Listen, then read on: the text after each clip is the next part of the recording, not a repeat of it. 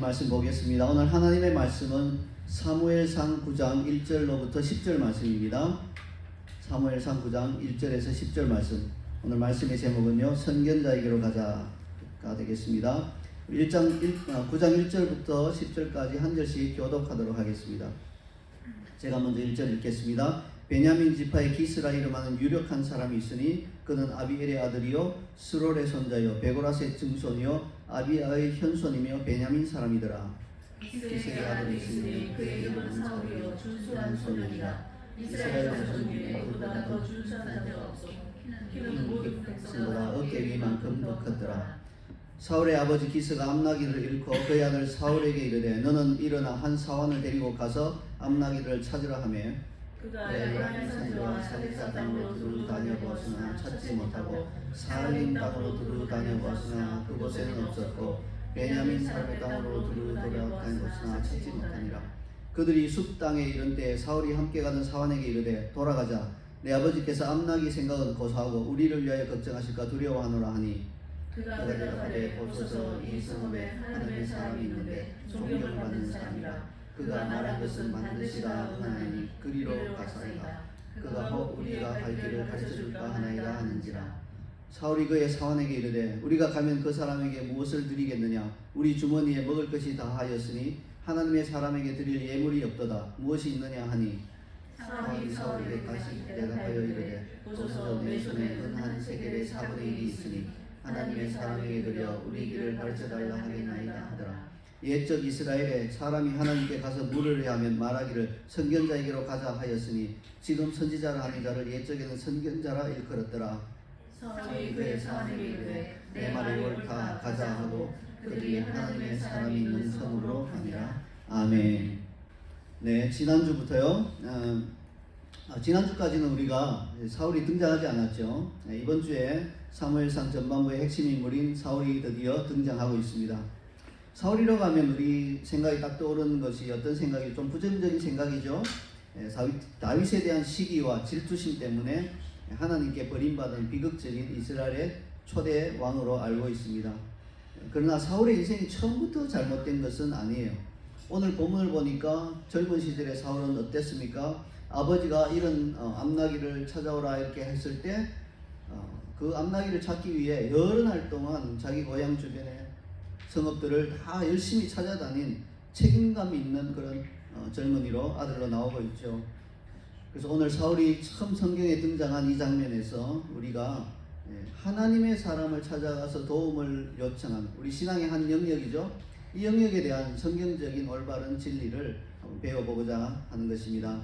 본문 1절을 함께 읽어보겠습니다. 1절 함께 읽겠습니다. 베냐민 지파의 기스라 이름하는 유력한 사람이 있으니 그는 아비엘의 아들이요 스롤의 손자요 베고라스의 증손이요 아비아의 현손이며 베냐민 사람이더라. 구약 성경은요 어떤 사람을 소개할 때 그 사람의 가문과 그 사람의 조상을 상세하게 밝히는 경우가 많습니다. 오늘 본문도 이렇게 하고 있죠.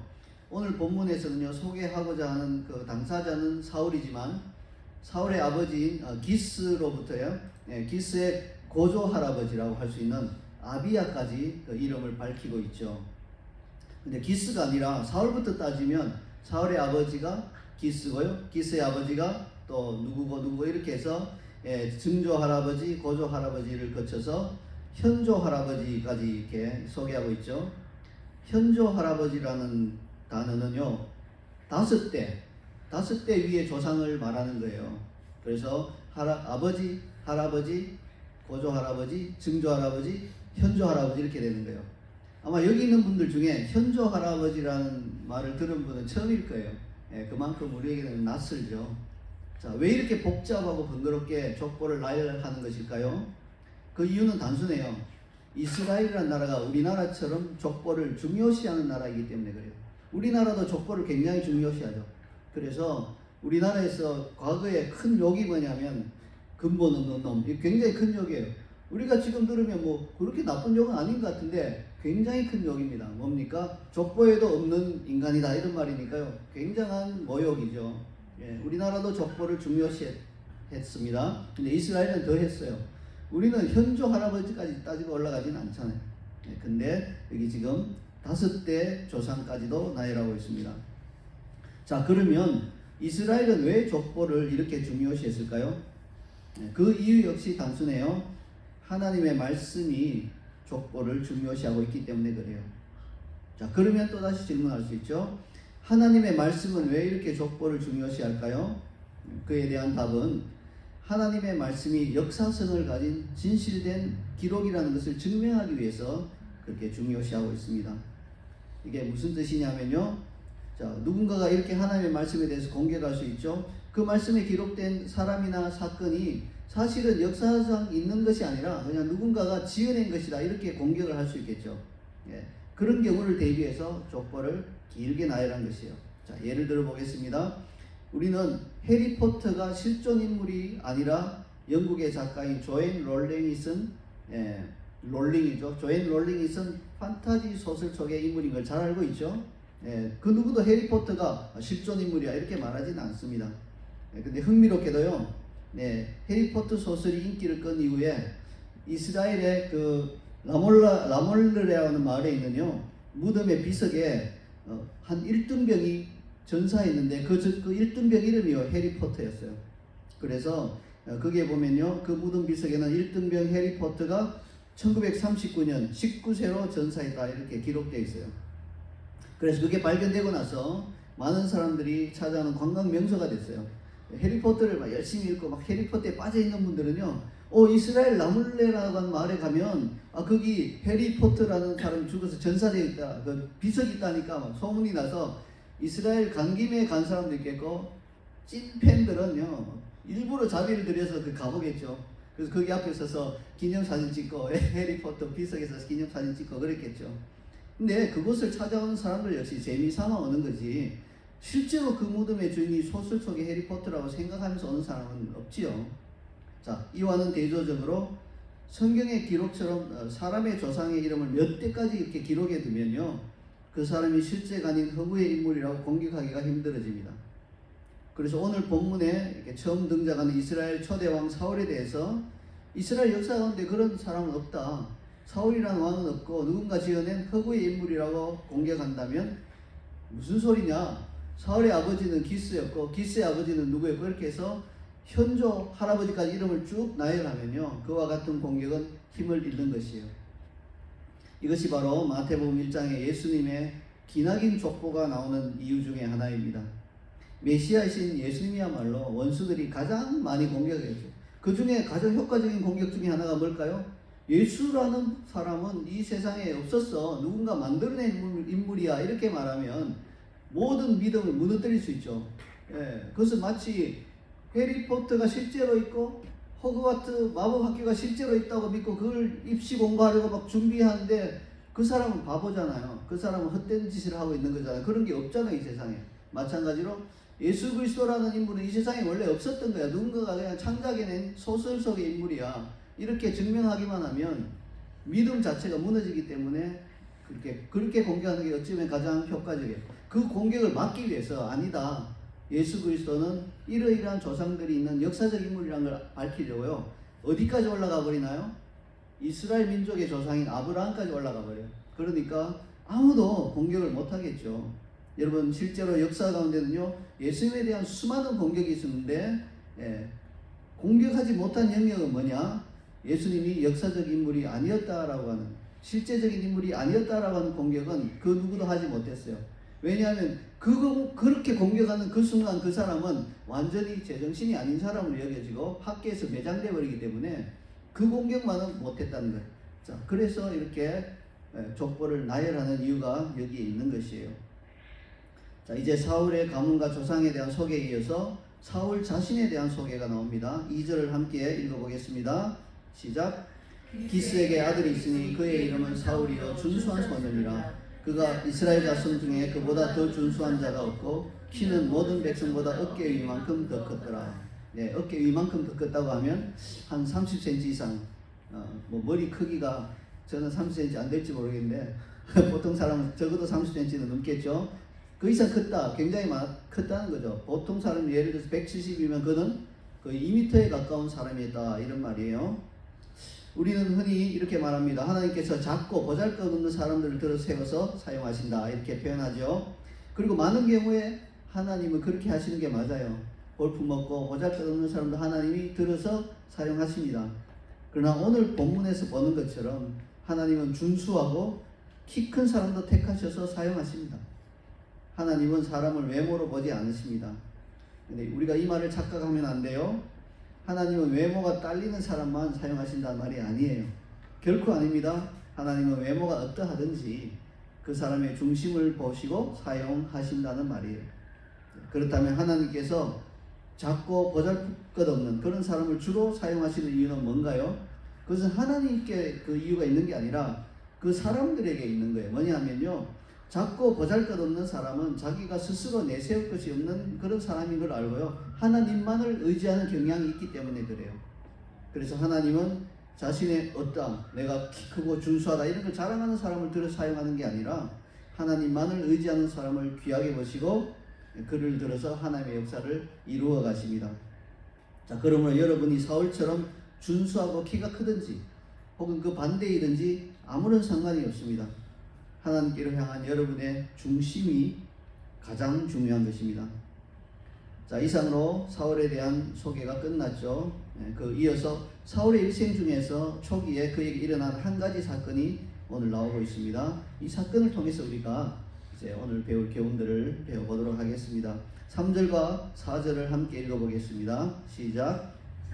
사울의 아버지 기스가 암나기를 잃고 그의 아들 사울에게 이르되 너는 일어나 한 사원을 데리고 가서 암나기를 찾으라 하며 그가 에브라임 산지와 살리사 땅으로 두루 다녀보았으나 찾지 못하고 사알림 땅으로 두루 다녀보았으나 그곳에는 없었고 베냐민 사람의 땅으로 두루 다녀보았으나 찾지 못하니라. 자, 여기서 우리는 몇 주 전에 배운 하나님과 동행하는 방법 중에 하나를 보게 되죠. 그것은 뭡니까? 일상의 삶에서 최선을 다하는 것이죠. 사울의 아버지 기스가 기르는 암나기들이 어떻게 된 상황인지는 모르겠지만 집을 나가버렸어요. 그래서 기스는 아들인 사울에게 한 사원, 종이라고 할 수 있죠. 한 사원을 붙여주면서 데리고 가서 암나기들을 찾아오라고 시켰습니다. 그게 쉽게 찾을 수 있는 게 아니죠. 집 앞에 어디 들에 나가 있는 게 아니에요. 저 멀리 어디까지 갔는지 모르는 거예요. 여기 보면 나오겠지만 몇 날 며칠을 막 들판을 헤매고 해야 되는 그런 일인데 아버지가 시키자 아들인 기스는 아버지 기스가 시키자 아들인 사울은 두말하지 않고 사원을 데리고 찾으러 나섰습니다. 책임감 있는 일이죠. 아버지 말에 순종하여 암나기를 찾기 위해 여러 지방을 다니며 최선을 다하는 모습을 보여줍니다. 여러분, 이렇게 일상에서 누군가 권위자가 시킬 때 그 일이 성경적으로 잘못된 것이라든지 이런 것이 아닌다 하면은 최선을 다해서 할 때 그는 하나님과 동행하는 첫 걸음을 떼게 되는 것을 꼭 기억하시기 바랍니다. 사울이 암나기들을 찾아다닌 지명은 에브라임 산지, 살리사 땅, 사알림 땅, 베냐민 사람의 땅, 숲 땅 등으로 소개됩니다. 그 당시는 우리가 잘 알다시피 대부분 걸어다니는 여행이었죠. 그런 시절이다 보니까 아마도 여러 날이 걸렸을 겁니다. 하루에 두 곳 이상 방문하지는 못했을 때니까 적어도 한 사흘, 나흘은 찾아 헤맸다는 것입니다. 그런데도 사울은 아버지 말에 순종하여서 그 힘든 여정을 불평하지 않고 묵묵히 암나기들을 찾아다녔습니다. 아버지들이 참 로망이 이런 자녀가 이런 자녀가 되면 참 좋겠다 이렇게 생각하겠죠. 시키면 두말하지 않고 이렇게 하는 그런 것이죠. 과거에는 그 부모님 말에 이렇게 순종하고 이런 게 굉장히 중요한 덕목으로 그렇게 여겨졌어요.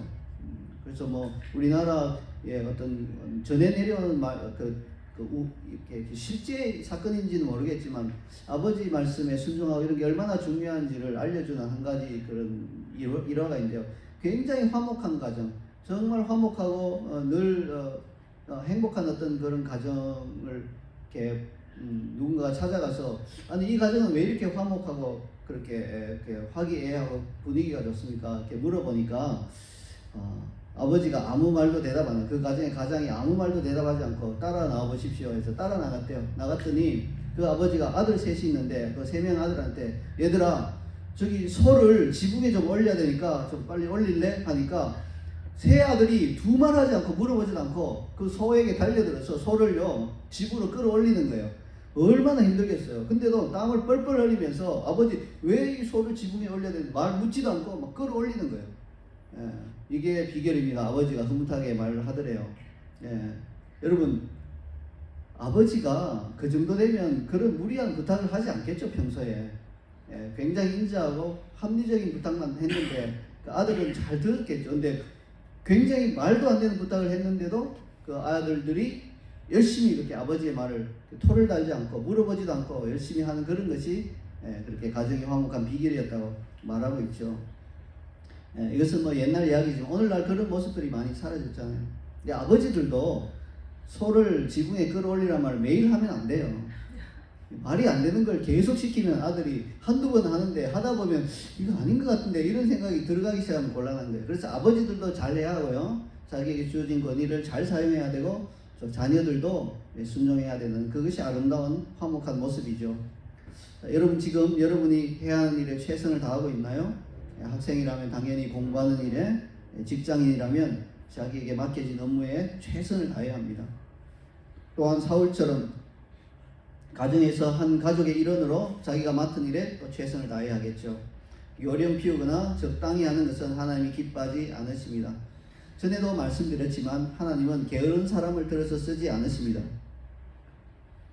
자, 그런데 여러분 일상에서 우리에게 맡겨진 일에 최선을 다하는 것보다 훨씬 더 중요한 일이 있습니다. 그것은 5절을 통해 배울 수 있습니다. 5절을 함께 읽겠습니다. 시작. 그들이 숲 땅에 이를 때에 사울이 함께 가던 사환에게 이르되 돌아가자. 내 아버지께서 암나기 생각은 고사하고 우리를 위하여 걱정하실까 두려워하노라 하니. 아들인 사울이 너무 열심히 암나기를 찾아다니면서 여러 날이 지나도 집으로 돌아오지 않으면요, 암나기보다 아들을 더 훨씬 더 아끼는 아버지 기스가 이제는요 암나기가 아니라 아들을 위하여 걱정하실까 두려워한다는 말입니다. 우리가 이것을 어떤 의미로 읽을 수 있을까요?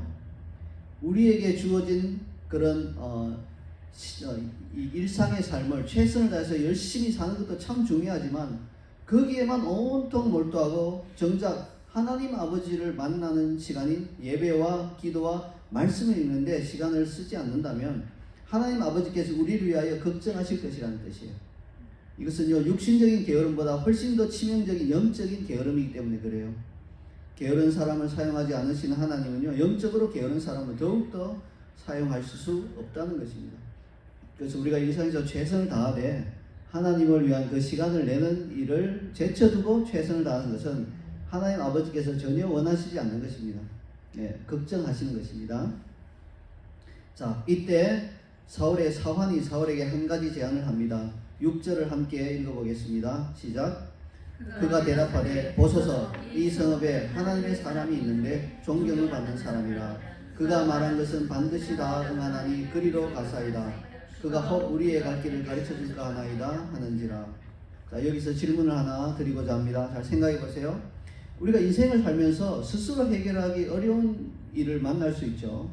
이런 일을 만났을 때 이 사환의 제안처럼 조언과 지도를 구하기 위하여 하나님의 사람을 찾아가는 것은요 권장할 만한 일일까요? 혹은 하지 않아야 되는 일일까요? 어려운 일 당했어요. 어떤 중요한 결정을 내려야 돼요. 내가 그 일을 어떻게 해야 될지 모르겠어요. 내가 어떤 결정을 내려야 될지 잘 모르겠어요. 이때 하나님의 사람을, 즉 예를 들어서 교회의 지도자라든지 이런 분을 내가 찾아가는 것이 권할 만한 일인가요? 아니면 그거 하지 말아야 되는 일인가요? 네. 이것에 대해서 어떤 사람들은 이렇게 말할 수 있겠죠. 아니 어려운 일이 있으면 조용히 골방에 가서 하나님께 기도하면 하나님께서 답을 주시고 길을 열어주시고 해결해 주실 텐데 왜 사람을 찾아가려고 하느냐. 굉장히 멋진 신앙적인 말인 것 같은데요, 아주 무책임한 말인 것입니다. 여러분 우리 가운데 어려운 일을 만날 때마다 조용히 하나님께 기도해서 스스로 하나님으로부터 오는 응답을 직접 받을 만큼 성숙한 사람이 거의 없어요. 그게 안 되는 겁니다. 안 되는 걸 그렇게 하라고 시키는 것은 안 되는 무책임한 말이죠. 아이가 무거운 거 못 들 때 옆에 사람 불러와서 이렇게 좀 아저씨 좀 들어주세요 하고 들고 이렇게 들어가면 쉬운데 너 할 수 있어도 들어봐 이렇게 자꾸 몰아붙여서 낼 일이 아니라는 거예요. 힘이 없는 사람이 안 되는 사람에게 된다고 말하는 건 무책임한 일이죠. 우리 가운데 그만큼 성숙해서 하나님께 기도해서 성령께 직접 응답받는 이런 사람 드물어요. 그러므로 우리는요 도움을 구하러 가야 되는 게 맞습니다. 게다가요, 우리가 영적으로 성숙하고 성장하면요, 우리에게 찾아오는 문제는 그만큼 더 어려워요. 이게 무슨 말이냐면, 성장하지 않는 사람은요, 조그만 일에도 굉장히 짐을 무겁게 느끼고요, 내가 결정할 수 없고 어렵게 느껴지는 거예요. 예, 아주 성장하지 않은 사람은요, 오늘 주일날 교회 갈까 말까 이거 자체가 굉장히 고민으로 다가오는 거예요. 그런데 성장해버리면 주일날 교회 갈까 말까는 더 이상 문제가 아니죠. 근데 뭐가 문제가 돼요? 직장에서 당신 일요일날 와서 일하지 않으면 잘려, 이렇게 하는 문제가 이제 생기는 거예요. 그래서 무슨 말이냐, 성장할수록 나에게 다가와서 고민으로 다가오는 문제는 더 내 자신의 힘으로 풀기 어려운 문제들이 오는 거예요. 그러므로 우리가 도움을 구하러 가는 것은 마땅한 일입니다. 게다가요, 하나님은 당신의 백성이 서로 돕고 의지하는 공동체로 살 것을 기대하고 계세요. 그래서 어려운 일이 있을 때 조언과 지도를 구하기 위해서 하나님의 사람을 찾아가는 것은요, 그리스도인이라면 권장할 만한 일입니다. 무조건 잘못됐다고 말한다면 오히려 그것이 잘못된 말입니다. 다만 오늘날 정말 찾아갈 만한 하나님의 사람이 드물다는 것이 실제적인 면에서 문제이겠죠. 그러므로 오늘날 우리는 하나님의 사람을 찾아가는 것을요, 잘못했다 생각하면 안 되지만 또한 너무 쉽게 생각하고 아무에게나 찾아가서는 또 안 되는 거예요. 신중을 기해야 합니다. 아무나 찾아가면 그 사람 하나님과 직통이더라 이런 식으로 해서 잘 모르는 사람인데 그냥 아무나 찾아가면 그 사람의 잘못된 조언과 지도를 통해서 오히려 더 큰 공경을 당하는 경우가 있다는 것입니다. 그런 일이 꽤 자주 일어나요. 드문 일이 아닙니다. 그러므로 조심해야 합니다. 따라서 우리는요, 우리가 찾아가고자 하는 하나님의 사람에게서 오늘 본문에 나오는 것과 같은 특징이 있는지를 확인해야 합니다. 두 가지 특징이 반드시 있어야 되는 것이에요. 두 가지 특징은 뭡니까? 먼저 그는 존경을 받는 사람이어야 합니다. 자, 여기서 존경을 받는다는 의미는 사회적으로 존경을 받을 만한 위치에 있는 사람을 말하는 게 아니에요. 다시 말해서 그 사람이 대학 교수라든지 소방관이라든지 판사라든지 의사라든지 혹은 경찰관이기 때문에 존경을 받는 사람이 되는 것은 아니에요. 우리가 영적인 조언을 위해 찾아갈 수 있는 그런 존경받는 사람은요, 하나님의 사람으로서 존경을 받는 사람이어야 한다는 것이죠. 그러므로 그 사람이 어떤 사회적으로 중요한 위치에 있는가, 그것이 존경받는 그런 조건이 아니고요, 그 사람이 어떠한 신앙생활을 하고 그 삶에 어떠한 간증이 있는가를 통해서 그 사람이 존경받는 사람이냐 아니냐가 결정되는 것을 기억하시기 바랍니다. 그 다음으로 그는 말한 것이 반드시 다 응하는 사람이어야 합니다. 자, 말한 것이 다 응한다는 말은 무슨 뜻일까요? 두 가지 의미가 있죠. 첫 번째는 자신이 입으로 그 뱉은 약속한 말은 반드시 지킨다는 의미가 있고요. 두 번째로는요, 그가 하나님으로 인하여 하나님의 이름으로 말한 것은 반드시 이루어진다는 그런 두 번째 의미가 있습니다. 첫 번째 의미는 그리스도인이 아니더라도 정직한 사람에게서 찾아볼 수 있죠. 믿지 않는 사람 중에서도 자기가 한 약속을 꼭 지키는 그런 사람들이 있어요. 그 첫 번째 의미는 많은 정직한 사람들에게 찾아볼 수 있지만, 두 번째 의미는 오직 하나님의 사람에게만 찾아볼 수 있습니다. 그 사람이 기도하고 어떤 것을 선포하거나 말한다면요, 그것이 반드시 이루어지는 그 사람, 그 사람이 바로 우리가 믿고 찾아갈 수 있는 하나님의 사람인 것입니다. 따라서 우리는요, 자신이 잘 알고 또 존경하는 사람, 그리고 하나님의 이름으로 말한 것이 다 이루어지는 진실된 하나님의 사람을 찾아가야 합니다. 그리고 그런 사람이 자신이 출석하는 교회 지도자인 것이 가장 좋습니다. 안전하잖아요. 그것이 가장 자연스럽습니다. 그렇지만 안타깝게도 오늘날 교회 안에서 평신도가 안수 집사님이나 장로님이나 목사님을 찾아가서 자신의 문제를 말씀드리고 조언과 도움을 구하는 일이 쉽지 않아요. 또 흔하지도 않습니다. 교회 지도자들이 믿을 만하지 않기 때문에 이런 일이 있을 것입니다. 자, 사원의 제안에 대해서 사울은 이렇게 대답하고 또한 사울의 대답에 사원은 다시 이렇게 대답합니다. 7절과 8절을 함께 읽겠습니다. 시작. 사울이 그의 사원에게 이르되 우리가 가면 그 사람에게 무엇을 드리겠느냐? 우리 주머니에 먹을 것이 다하였으니 하나님의 사람에게 드릴 예물이 없도다. 무엇이 있느냐 하니 사원이 사울에게 다시 대답하여 이르되 보소서 내 손에 은 한 세겔의 4분의 1이 있으니 하나님의 사람에게 드려 우리 길을 가르쳐 달라 하겠나이다 하더라. 사울과 사환의 대화를 듣고 우리 마음에 딱 떠오르는 한 가지 부정적인 단어가 있죠. 예. 지난주에 우리는 사무엘이 자신의 아들들을 사사로 삼은 것을 두고 딱 부정적인 단어 하나가 떠오른 게 있죠. 뭡니까? 세습이었죠. 세습. 지난주에 우리가 세습이라는 부정적인 단어가 딱 떠올랐어요. 자, 오늘 사울과 사환의 대화에서 우리 마음에 딱 떠오르는 부정적인 단어는 뭔가요? 다들 짐작하셨겠지만 복채라는 거죠. 네. 복채가 뭡니까? 좀 어려운 우리말 단어인데요. 예, 여러분, 이 복채라고 하는 것은요, 무당에게 점치러 가서 무당 앞에 두는 돈을 복채라고 해요. 그렇다면 어째서 이런 상황에서 우리 마음에 부정적인 이런 복채 이런 단어들이 떠오르는 것일까요? 예, 그 이유는 마귀가 믿는 자들을 속여서 신앙의 정상적이고 아름다운 행위들을 부정적으로 보이도록 만들어 놓았기 때문에 그래요. 그리고 또한 마귀의 게임을 받은 하나님의 많은 종들이 마치 무당이 복채를 받듯이 돈을 받고 신앙의 조언과 상담을 해줬기 때문에 그런 것이에요. 실로 많은 사람들이 그로 인해 낭패를 당했습니다.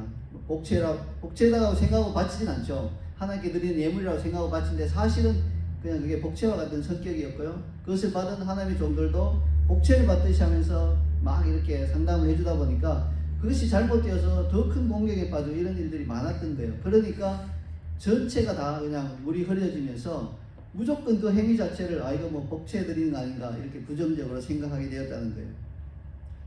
지금 우리는요 하나님께 드리는 예물과 복채를 같은 수준으로 두고 생각할 정도로 마귀에게 속고 있는 것입니다. 자, 이렇게 하나님께 드리는 예물을 복채와 같은 수준으로 떨어뜨린 하나님의 종들이 해주는 조언은 다음과 같은 몇 가지 특징들이 있습니다. 이 특징들을 잘 알아두세요. 그래야 여러분들이 그런 함정에 빠지지 않죠. 첫 번째, 그들은 진리에서 벗어난 조언을 해줍니다. 성경 말씀에서 말하고 있는 것과 다른 조언을 해준다는 거예요.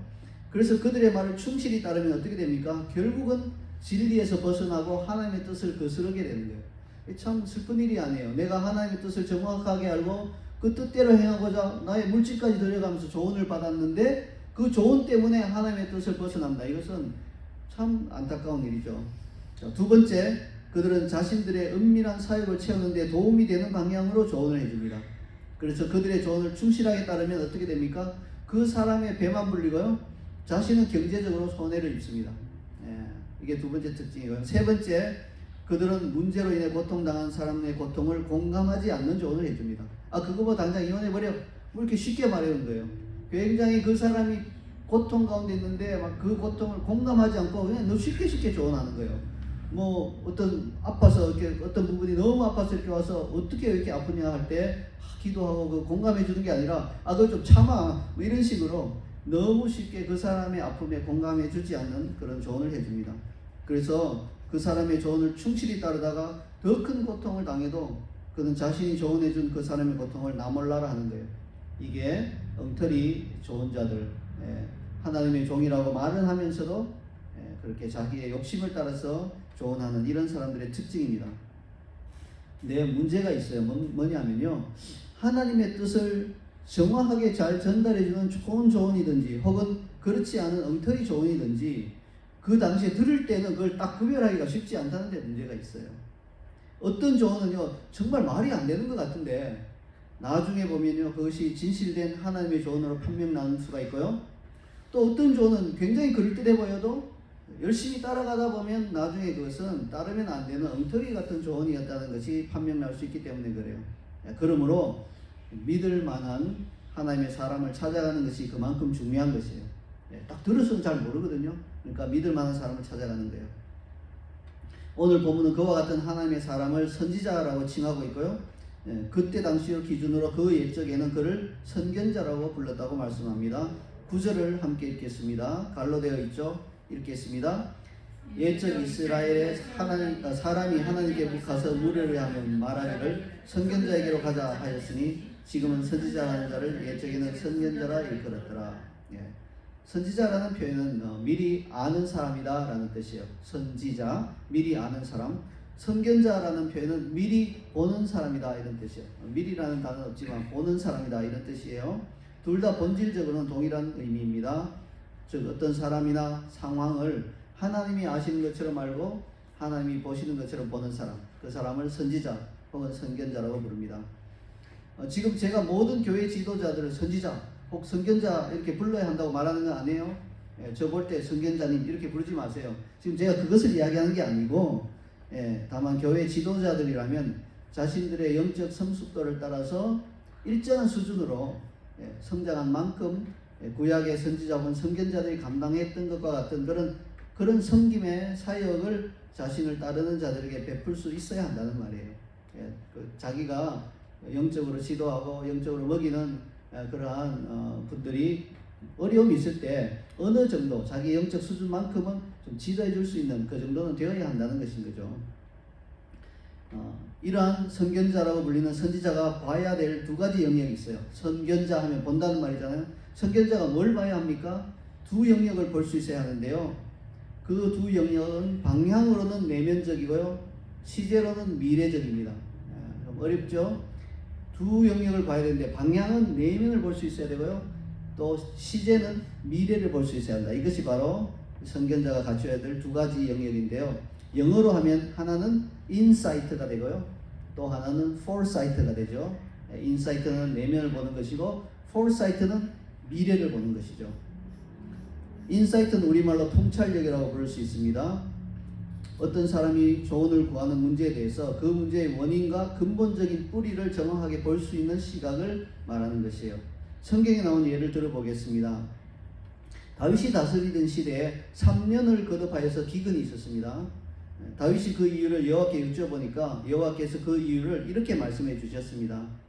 이는, 즉 3년 기근이 있은 이유는 사울과 피를 흘린 그의 집으로 말미암음이니 그가 기브온 사람을 죽였음이니라. 기브온 사람들을 죽이지 않기로 여호수아 시대에 맹세했잖아요. 비록 속여서 이렇게 멀리 사는 것처럼 속였긴 하지만 죽이지 않겠다라고 맹세했는데 사울이 너무 자기 잘못된 생각으로 이방 모든 민족은 죽이라 하셨으니까 다 죽여 이렇게 해서 기브온 사람들을 죽였던 거예요. 근데 그게 하나님께 맹세한 것을 어긴 게 돼버리죠. 그래서 그게 이제 다윗의 시대에 와서 3년 동안 기근으로 나타난 거예요. 야, 이것을 누가 알겠습니까? 그죠? 우리는 3년 동안 막 가뭄이 들고 농작물이 안 자라면 왜 이렇게 하늘에서 비가 안 내려? 비 좀 내려주세요 하나님, 이런 정도로 하는데 다윗이 믿음을 가지고 여쭤봤더니 정확하게 그 원인을 알려준 것이에요. 만약에 다윗이 직접 그것을 받았다면 다윗이 인사이트가 있는 그런 선지자 같은 분이죠. 근데 다윗 밑에 있던 어떤 선지자 혹은 선견자가 하나님께 기도해서 그것을 받았다면 바로 그 선지자 혹은 선견자가 인사이트가 있었다는 것입니다. 이것은요, 방금 예로 든 것은요, 국가적 차원에서 인사이트지만 개인적 차원에서도 얼마든지 가능한 것이에요. 어떤 사람의 병이 있고 그 병이 잘 낫지 않는 이유가 뭔지를, 그 사람의 가게에 있는 어떤 특정한 악한 그런 영의 활동에 의한 유산 때문인지, 아니면 그 사람이 누군가를 용서하지 못하고 있기 때문에 그 병이 떠나지 않는 것인지를, 그 뿌리를 아는, 그 원인을 아는 것이 바로 인사이트라고 할 수 있죠. 또 어떤 사람이 직장을 구하지 못하는 이유가 지금 직장을 구하는 것보다 그 자신의 영혼의 상태에 더 깊이 관심을 가져야 할 때므로 하나님께서 지금 당장 직장을 허락하지 않으시는 것을 알아내는 것, 이런 것이 바로 인사이트인 거죠. 이런 인사이트가 없는 선견자에게로 찾아가서 질문하면 그 엉뚱한 답을 할 수 있는 거예요. 더 열심히 직장을 구하지 않았기 때문에 그런 거예요. 더 잡서치 열심히 더 하고 하나님께 더 간절히 구해봐, 이렇게 하면 하나님의 뜻과 전혀 반대되는 그런 조언을 해주는 게 되기 때문에 아무리 잡서치 열심히 해도 직장이 안 생기는 거예요.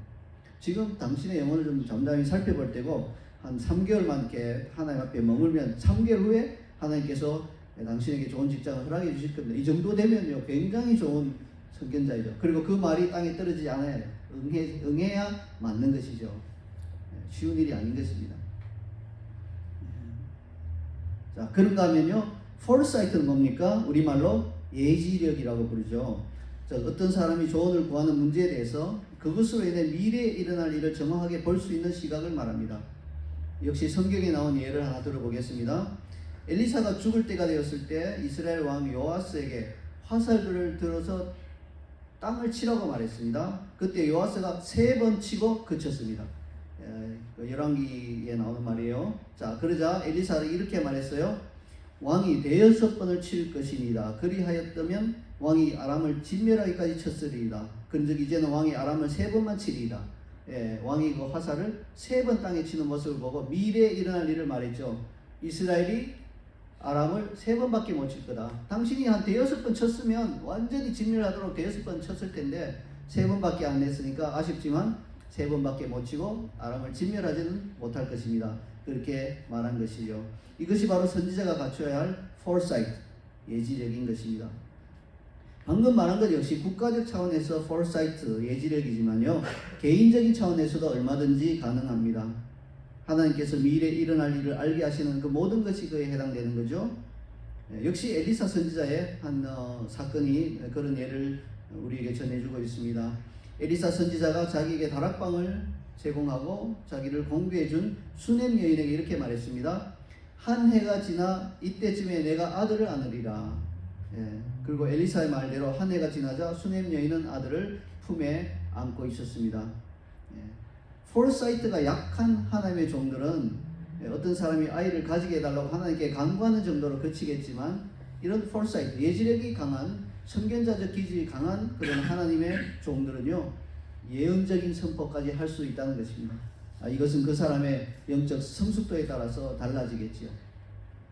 이제 말씀의 결론을 맺겠습니다. 우리가 인생을 살다 보면요, 우리 스스로 해결하기 힘든 어려운 일을 당할 수 있습니다. 그리고 그 일로 말미암아 우리의 신앙까지 흔들릴 수도 있어요. 혹은 인생에서 어떤 선택을 해야 될지 중요한 선택을 앞두고 흔들릴 때가 있습니다. 고민이 될 때가 있습니다. 이럴 때 하나님의 사람을 찾아가서 조언과 도움을 구하는 것은 절대로 잘못된 일이 아닙니다. 다만 앞에서도 강조한 것처럼 신뢰할 만한 영적 아버지, 멘토를 찾아가야지 아무나 찾아가면 오히려 큰 낭패를 당할 수 있다는 것을 기억하시기 바랍니다. 최근에 한국에 계신 한 집사님이 저에게 사업상의 문제로 상담을 요청해 오셨습니다. 지금까지 해오던 사업을 정리하고 새로운 사업을 구상하던 중에 어떤 분을 만났는데, 그분이 굉장히 과분할 정도로 친절을 베풀면서 자기의 사업체를 아무 조건 없이 그냥 다 물려주겠다고 좋은 제안을 하신 거예요.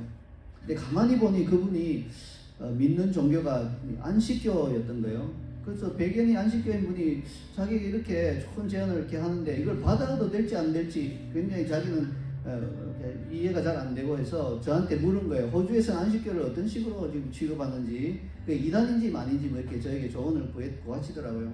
이 조언을 두고 제가 기도하는 가운데 하나님께서 제게 갈라디아서 4장 17절의 말씀을 주셨습니다. 그 말씀은 이런 말씀이에요. 그들이 너희에게 대하여 열심을 내는 것은 좋은 뜻이 아니요 오직 너희를 이간시켜 너희로 그들에게 대하여 열심을 내게 하려 함이라. 이 말씀을 받아서 제가 그 집사님께 전달해 드렸습니다. 집사님은 이 말씀을 받고 그분과의 관계를 그냥 깨끗하게 정리해 버렸습니다. 나중에 알고 보니까요, 그분은 집사님을 안식교에 끌어들이려고 그와 같은 제안을 한 거예요. 뭐든지 다 이렇게 아무 조건 없이 주되, 나중에 보니까 조건이 뭐가 붙어 있냐니까요. 아무 조건이 없는 게 아니죠. 조건이 하나 붙어 있는데 토요일마다 하는 성경 공부에 나오는 것, 그게 조건이었더라고요. 그렇게 해서 자기에게 끌어들이려고 했던 거죠. 그래서 깨끗하게 정리하고 지금은 새로운 사업을 시작해서 잘 진행하고 계십니다. 그리고 그분이 감사의 마음을 담아서 제게 20만 원을 헌금해 주셨습니다. 복채를 준 건가요? 네. 그게 아니죠. 저는 그 헌금을 받아서 제 주머니에 넣었으면 뭐 복채가 될 수 있겠는데, 당연히 우리 교회 자이언 CC의 공동기금에 그렇게 넣었습니다. 아름다운 그림이죠. 제가 지금 여러분에게 어려운 일이 있을 때마다 그거 다 가지고 제게 오라고 이 메시지를 전하는 것은 아니에요. 저도 아직까지 선견자적인 자질로는 많이 부족한 종입니다. 할 수만 있다면 안 오시고 여러분의 그 부모님이나 또 믿을 만한 이런 분에게 가시면 좋겠어요. 정 안 되면 뭐 오셔도 되겠지만요. 그래서 제가 이 메시지를 전하는 것은 하나님 나라를 위해서 우리가 열심히 살다 보면요, 인생에 어려운 일이 옵니다. 그리고 중요한 결정을 내려야 할 때가 옵니다. 그때 하나님의 선견자, 즉 교회 지도자에게 가서 물어보는 것은 성경적으로 잘못된 것이 아니라는 사실을 전하고자 하는 것입니다. 혹시 여러분 가운데 하나님의 사람을 찾아가서 물어본 데 대하여 잘못된 그런 이해를 보고 잘못된 견해를 가지고 있는 분이 있다면요, 그러한 오해가 풀어지기를 주님의 이름으로 축원드립니다. 아멘. 네, 우리가 오늘 들으신 말씀을 가지고 결단의 기도를 하며 나가도록 하겠습니다. 오늘 중요한 이 부분을 앞에 기록에 두었으니까요, 우리가 눈을 떠서 읽어보시면서 마음에 오는 감동을 따라서 우리 내면에 우리 속사람에 오늘 들은 메시지가 정착되도록 기도하며 나가도록 하겠습니다. 함께 기도하겠습니다.